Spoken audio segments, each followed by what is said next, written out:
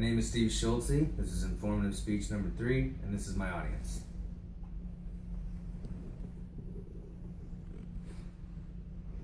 Debt is something most people struggle with, especially students. Our writer Henry Wheeler Shaw penned, "Debt is like any other trap, easy to get into, but hard to get out of."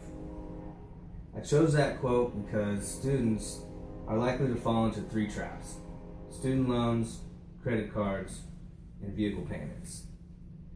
Students are vulnerable because all they have to do is sign on the dotted line to obtain all 3 forms of this debt. Since there are plenty of creditors out there willing to lend money, it is important for students to be able to effectively manage that debt that they're taking on. After doing some research online, I was able to find some expert opinions to help successfully manage that debt. Same as many students, my first form of debt was a student loan. According to bankrate.com, they say the average student loan is $24,000 after college. It's important to keep track of that student loan as you attend school. It's easy to lose sight of what that balance is semester after semester. There is a website offered that will allow you to keep track of that student loan debt, and that is provided by the National Student Loan Data Systems. Simply log in and you'll be able to see exactly where you stand quarter after quarter or semester after semester. As you are in school, that student loan is accruing interest on that loan.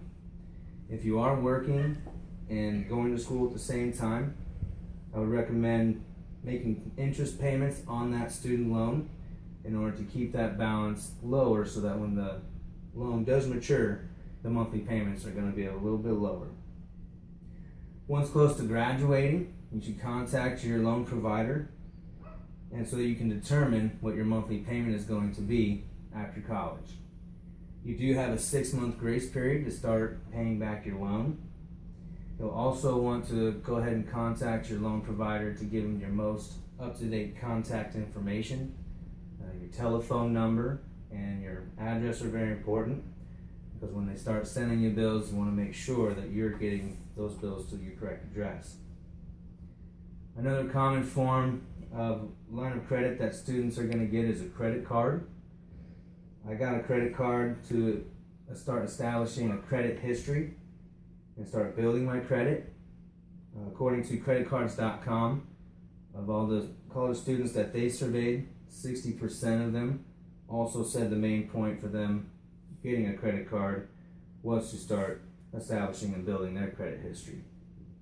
I agree that it is important to build credit history at a young age, but you must be careful. What the credit card can do to you is if you are not careful, it can be just as detrimental as it is beneficial to your credit. One way you can get into trouble is with the credit limits. If you are allowed to get your credit limit thousands of dollars, you should not borrow up to that full max credit limit. Creditcards.com recommends you should never exceed borrowing 30% of your credit limit. So if you are allowed $1,000, your credit should never be borrowing more than $300 on that card. Another thing that credit cards offer is a grace period. Most credit card companies offer 25 days of a grace period from your purchase.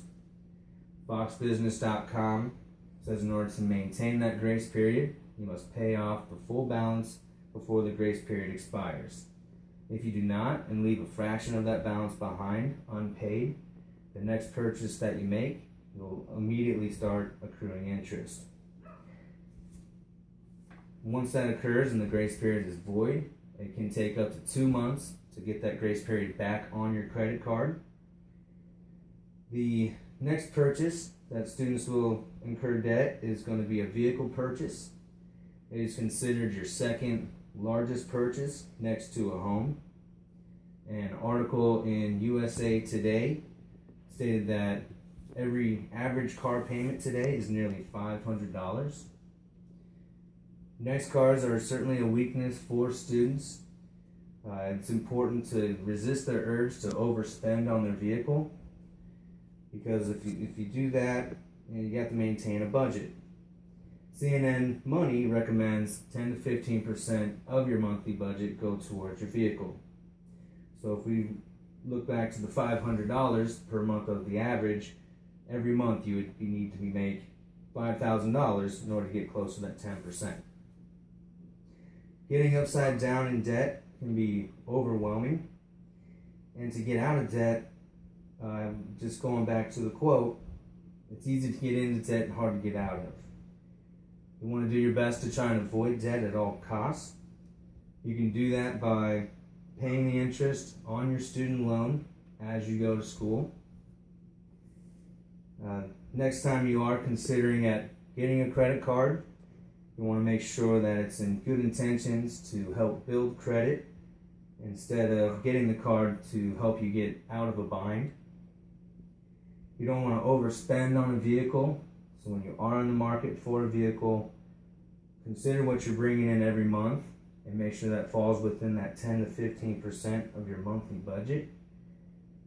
In the long run, you'll end up thanking yourself for successfully managing your debt. Thank you for your time.